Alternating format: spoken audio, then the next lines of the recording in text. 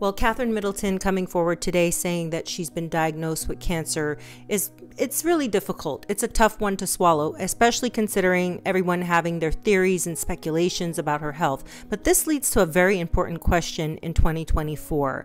You know, when I look at the instance, let's just give you an example of this. Here in the United States, you know, our president Biden and his gaffes and the things that he does, and us wondering, is he capable of performing his duties as, you know, a working member of our government? You know, he's the president, which actually he's not just a working member. He has got the highest honor of being our president, which means I think you need to be in tip-top shape to have that job.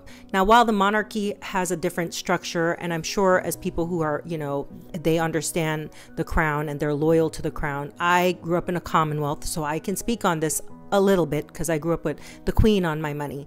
But I will say I never understood the importance of this structure altogether, why it was important, until I realized how much money they generate in, you know, people coming to visit the UK to see all these castles, to visit Buckingham Palace, and the kind of revenue they bring in from the tourism around the monarchy.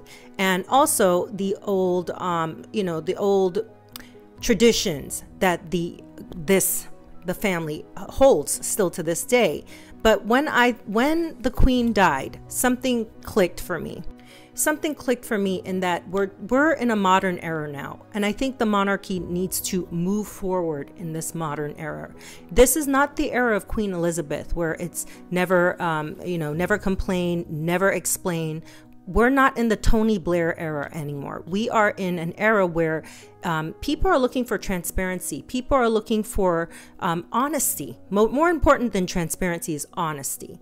You know, I think what we can learn from this Kate Middleton thing, this whole situation of what happened, is that silence doesn't always work. And this does not mean you need to say every single detail. Look at what they did with King Charles III. He came forward and said, I'm having my prostate examined.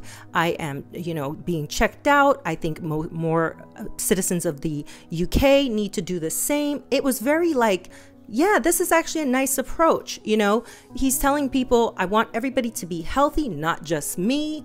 And I don't have to say what kind of cancer I've been diagnosed with, but I want people to know this is a very serious thing and everyone should take their health seriously. Because of the picture, the one that we saw with her and her 3 children. It was like, why put that out? So I think, like I said, there's 2 lessons here that we could take away with this.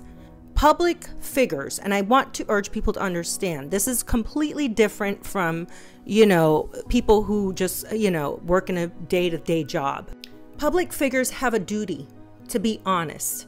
Because once you start lying, once you start saying things that are not truths or half truths, you start to have the public lose faith in you.